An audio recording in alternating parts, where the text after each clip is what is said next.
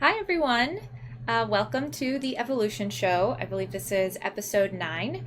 My name is Juliana Stevens, and I'm the owner of the Evolution Store in New York City. I'm joined by my husband, Michael. Say hi, Mike. Hello. So he's going to be helping me with any questions or comments that you're leaving. He'll be letting me know, and hopefully we can answer some of them today. We are recording from a new setup. For those of you who have been joining us for the past several weeks, you might notice that we have changed our layout a little bit. We've moved our recording setup to a different space in our home, which also doubles as our warehouse, office, studio. All of that is all kind of bundled into one building up here in upstate New York. So many of you are obviously familiar with the store in New York City. But we also have our studio and warehouse and office and home in upstate New York, about 3 or 4 hours from the city. So that's where we're recording from today. This is actually my office. Yeah, Mike's so-called office. So-called, yeah. It's very much a multi-purpose room studio now.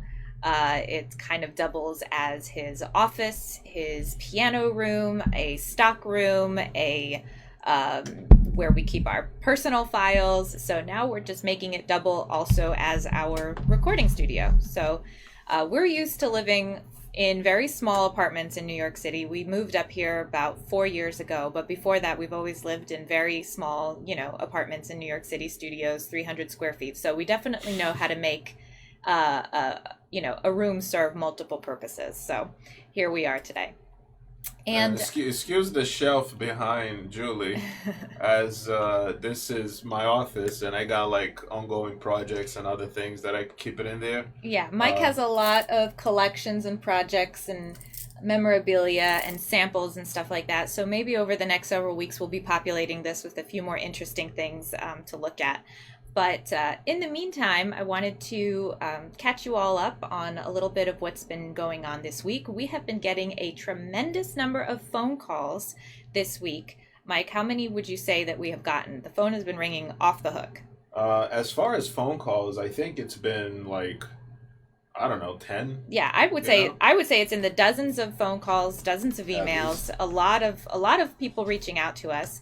And this is because a few months ago, actually, right before we shut down because of the coronavirus, we had been contacted probably just a few days before that happened by someone who was interested in having some samples of some of our products featured in their magazine, which is called Garden and Gun Magazine.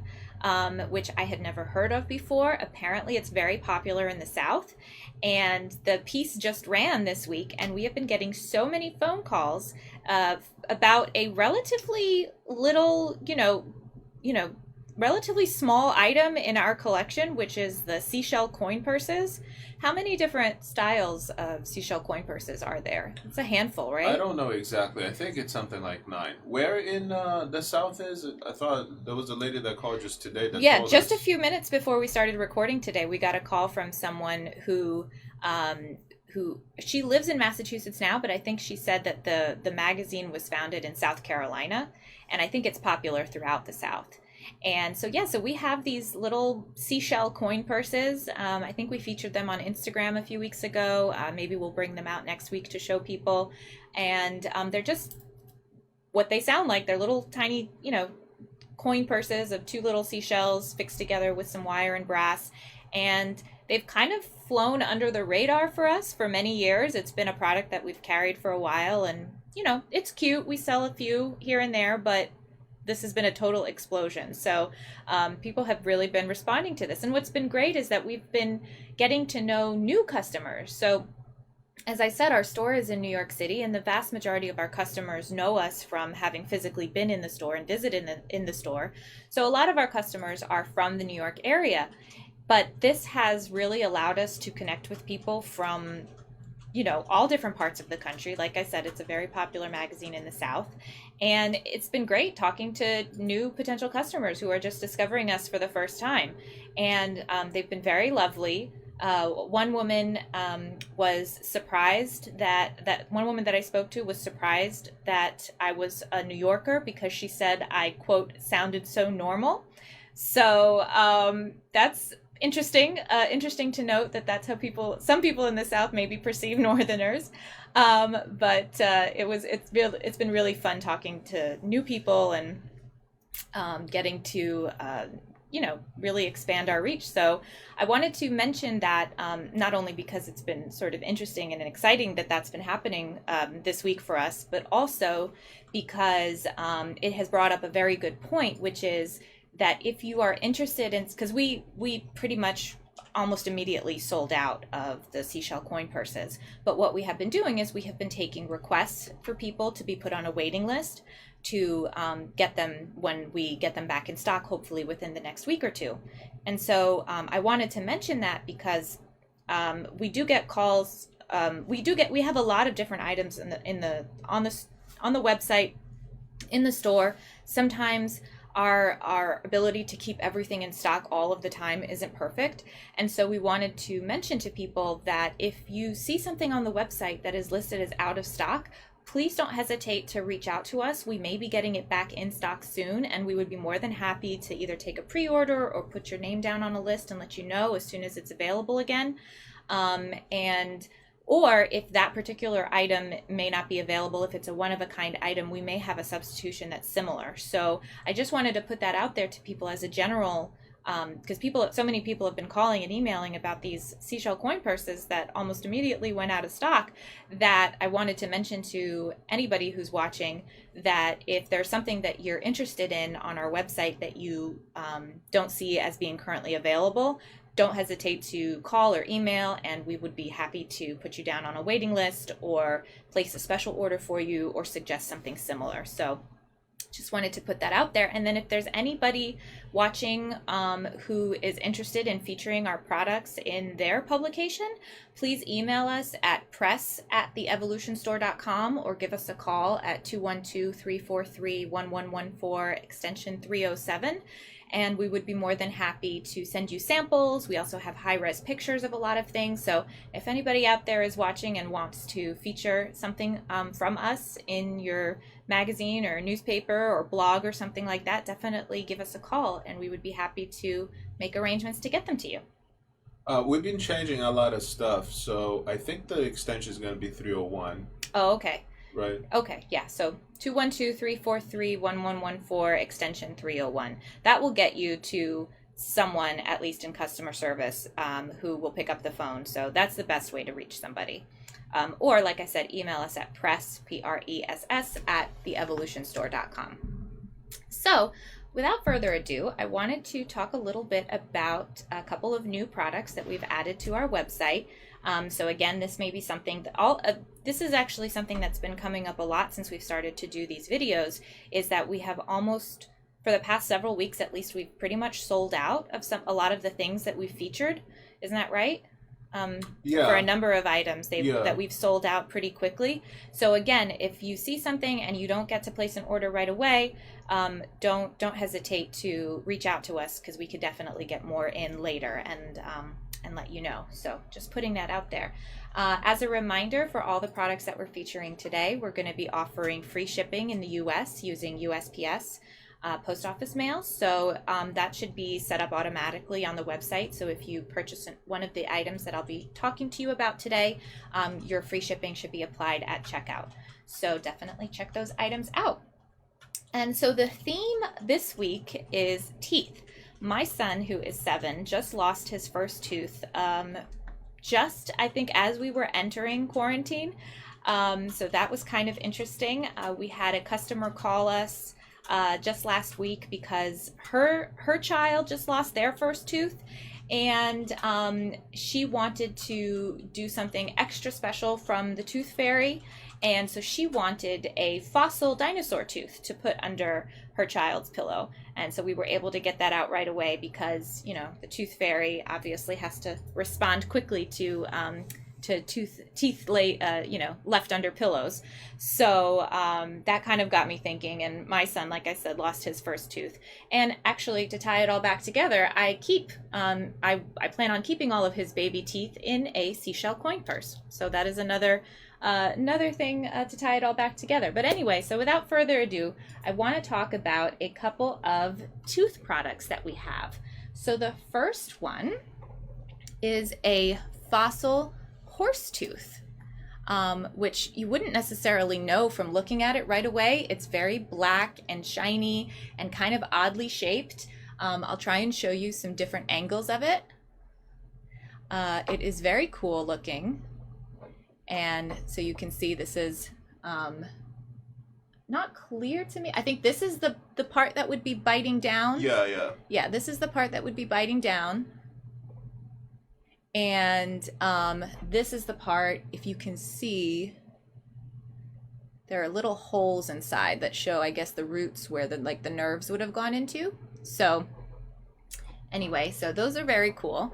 And in doing my research for today's episode, I found out so many interesting things about horses that I am going to tell you about. So first of all, these teeth are from the Equus species. So this is an ancestor to the modern domesticated horse.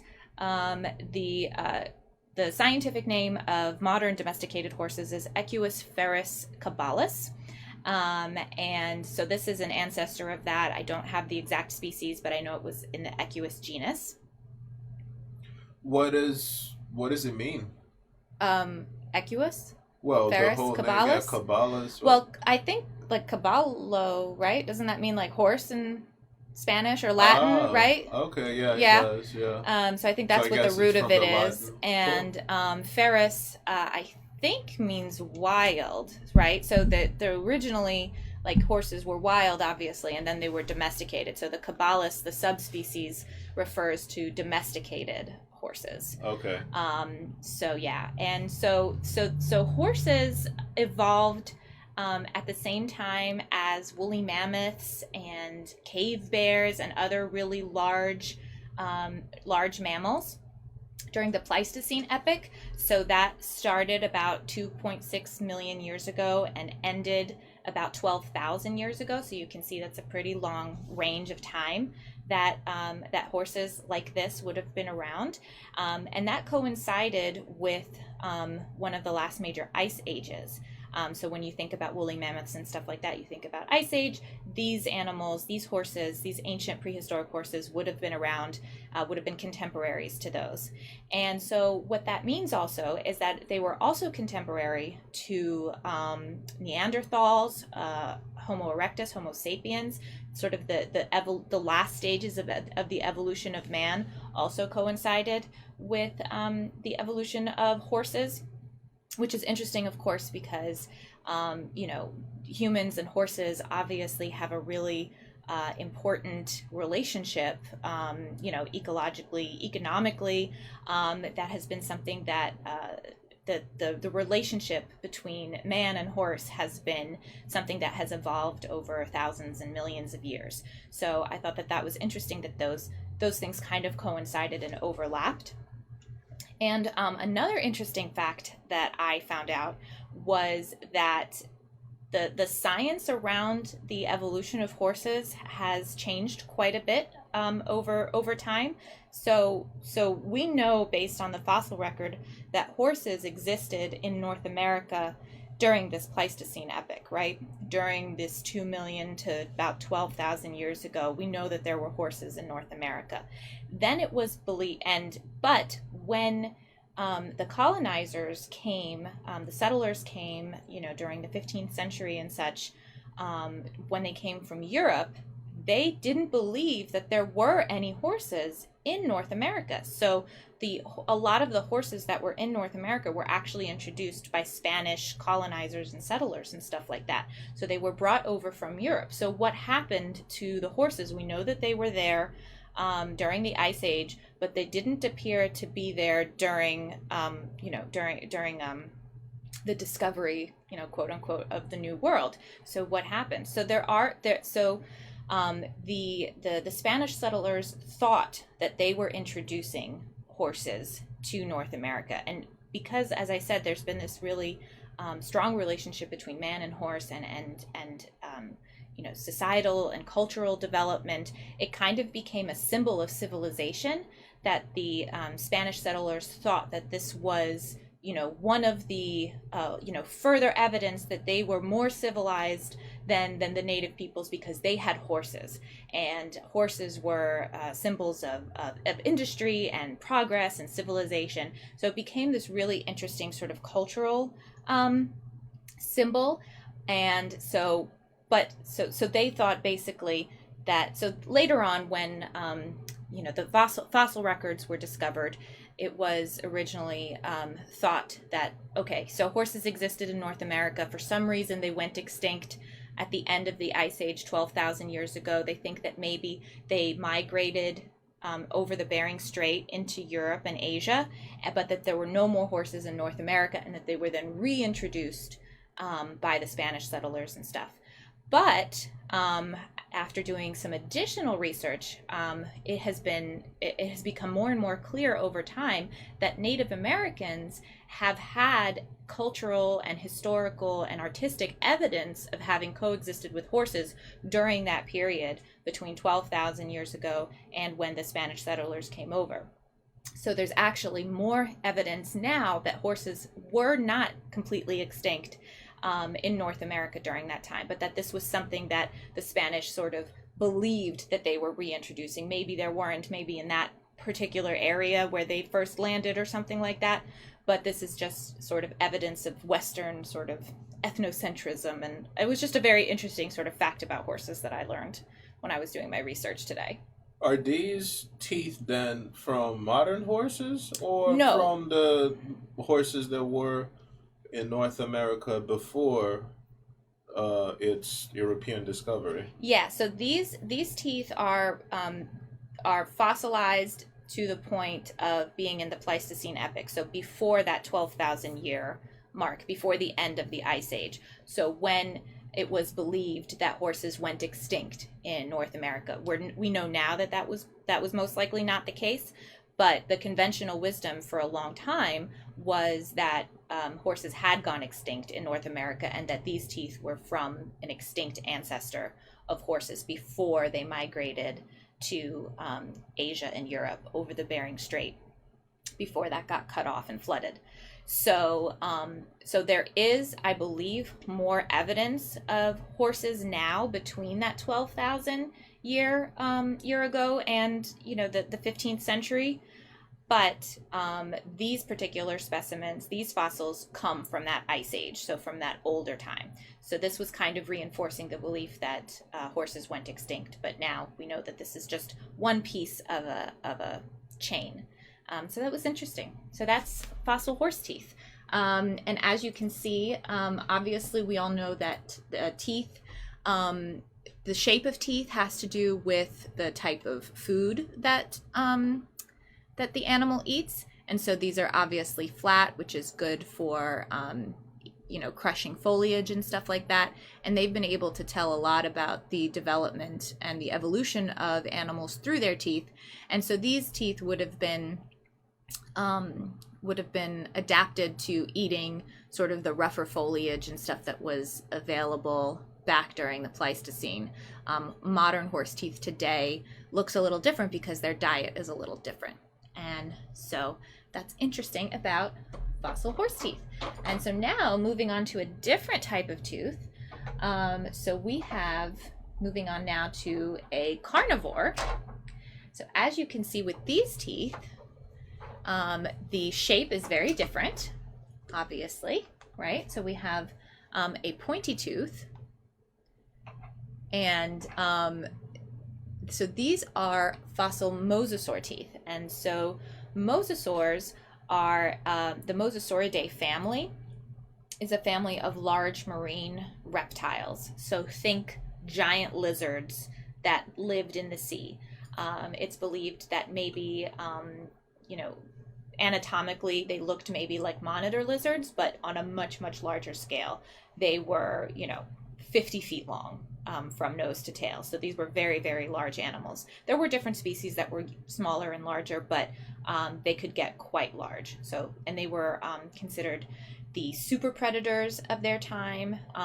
They evolved alongside sharks as well. And so you could see that they were one of the dominant predators of their time. And so they lived during the Cretaceous period, which is about 100 million years ago. And they went extinct along with the dinosaurs. So we've talked about this in some previous episodes. As many of you know, the dinosaurs went extinct about 66 million years ago, and so that's when these mosasaurs went extinct as well. That extinction event actually killed off about 3/4 of all life on Earth, plant and animal. So this was, and the mosasaurs were no exception. So they kind of went the way of the dinosaurs, as they say. And so these were really interesting creatures. So obviously they ate meat, right? So they were predators in the sea. They had these, really big chompers, and their teeth are very interesting. They have this really interesting sort of conical shape. And as you can see here, we also have, the teeth have the enamel, which is this part, and then also the root, which is this part, which is a little bit whiter. So you could imagine that was the part that was inside the jaw versus the part that protruded from the jaw. So they were really interesting creatures. Apparently they breathed air, which is interesting for a marine animal, and also they gave birth to live young, which was very unusual for animals at that time. Most of them would hide their eggs in the sand and stuff like that. But apparently these predators were so impressive that they were able to give birth to live young and protect them. And they were, it was just different, I think, than other animals. That's what the research that I did today indicates. So I thought that was really interesting. And they also believed that they were ambush predators. So not that they necessarily, would hunt down their prey, but rather that they would hide in a cave or a rock or something like that, and then ambush their prey if they happen to swim by. And another thing that's interesting, sometimes we find, and we've had these in the store, I think we may have some right now, like you'll get a fossil of the entire jaw of a mosasaur with all the teeth still in it. And so they've been able to learn a lot about the anatomy of mosasaurs from that. And they find that mosasaurs had double-hinged jaws, kind of like snakes. And so that indicated that they would swallow their prey whole. And so if you can imagine a 50-foot mosasaur, imagine how large their jaw must have been. Imagine the prey that they were eating just in one big bite. So that was pretty interesting when I learned that. And so as you can see, they're all a little bit different. They all have, slightly different shades of brown. They all have a very nice sort of, the edge here is raised a little bit. It's not serrated, but it is raised. And that kind of has like almost like a ridge, like a spine. And they all have the root.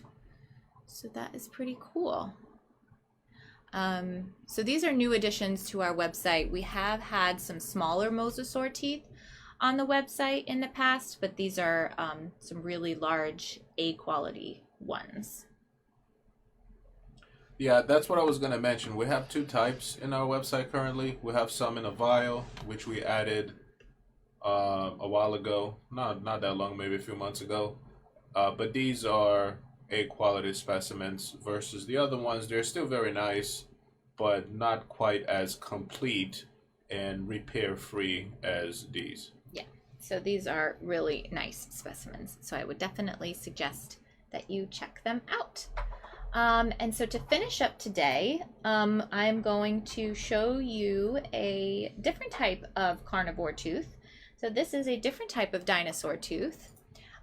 This is a Spinosaurus tooth. So I'm going to pull out the mosasaur tooth just to compare a little bit, as you can see how different the shapes are, right? So the mosasaur tooth has this really interesting sort of triangular curved shape, and the Spinosaurus tooth is much straighter and thinner. Even though they're almost the same size, the same length, they're very different shapes. So I thought that was interesting. So the Spinosaur teeth are from Spinosaurus aegypticus, which is the type of Spinosaur that these are from. Spinosaurs, the name Spinosaur actually means spine lizard. And it's called that because the dinosaur itself had a really large fan on the top of its back that was made of spines, and so that's why it's called that. And these animals were very large as well. They were also like 50 feet long, and they were the largest carnivorous dinosaur, so even bigger than T-Rex. They were very, very large animals. And so the first Spinosaur specimens were discovered in Egypt in 1915, so just about 100 years ago. And since then, we've discovered a lot of Spinosaur teeth specifically. And the reason that we believe that, do you know why we find so many Spinosaur teeth as opposed to other types of dinosaur teeth? Why so many Spinosaurs? Yeah. Why is it one of the more common fossil teeth? Does it has to do with the fact that they lived on water? Kind of? That's part like of it. So that's part of it. The way where the teeth fall and how they're preserved has a lot to do with it. But also, we believe that Spinosaurs shed their teeth throughout their lifespan. Oh, like megalodons. Yeah, like sharks. So that's why there's an abundance of Spinosaur teeth as opposed to other types of dinosaurs that maybe didn't have that feature. And so they would sort of use their teeth and they would break off and then they would grow a new one. And that was just part of how they were built.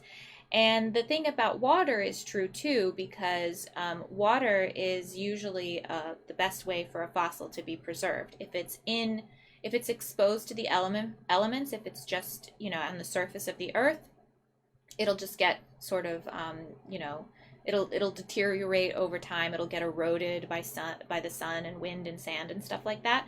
If it happens to fall in water and is covered maybe and not disturbed, that leads to the best chance of fossilization. So that's another reason why Spinosaur teeth are especially well preserved.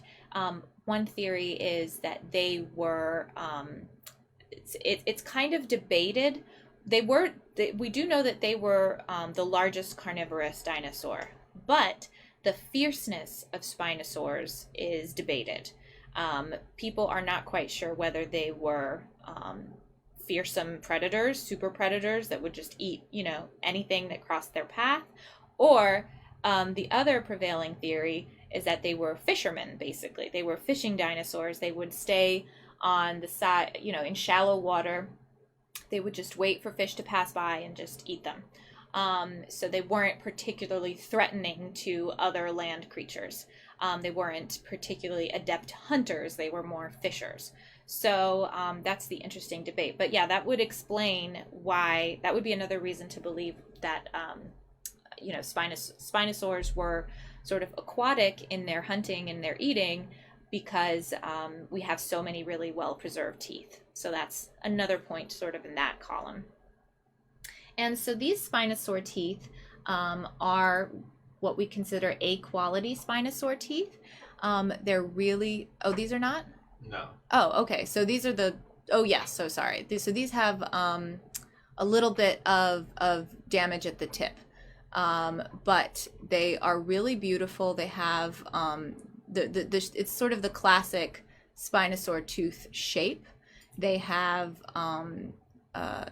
you can see the difference in shades of the enamel, the dark brown here, medium brown, and then light brown here where the root is. The main difference between the two teeth, the A quality ones and the B quality ones, yes, sometimes they're missing parts, but often the B quality ones or sometimes they're called commercial grade, they are put together. So they are usually made of fragments of teeth. So if you get a real close up, this one in particular, I think the top of it, right around there, you can see that there has been some repair to it. Yeah, so the right teeth here is you quite can see. complete, but it is not a pristine. Yeah. And the A quality ones, they will be one contiguous tooth where there's no repair mark or breakage, and it's complete. Yeah. Yeah. And Spinosaur teeth have this really long shape, as I mentioned, as opposed to the Mosasaur teeth, which are sort of fatter and rounder and more conical. These have a sort of long long shape, and you can see also here the hole where the root of the tooth is. So yeah, so these are our tooth collection that we are featuring today. 3 different types of teeth from 3 different types of animals, all very interesting and different in their own way. And so we have the Spinosaur tooth, the Mosasaur tooth, and the fossil horse tooth. So we're going to be offering free shipping on all of those items through next Friday. So definitely check those out if you're interested. And also, we are thinking about changing the time of our live streams. We've been doing them on Saturdays at 1. Now that we have our staff back, our schedules are kind of changing a little bit to accommodate all of that. So we may be doing the stream during the week. We're thinking about Monday at 1 as being the next time that we're going to try. So keep your eyes out for that. We'll send out an announcement later. But in the meantime, thank you so much for joining us. It's always a pleasure talking to you about all of the new products that we've been adding to the website. And we will see you next time. Thanks. Bye.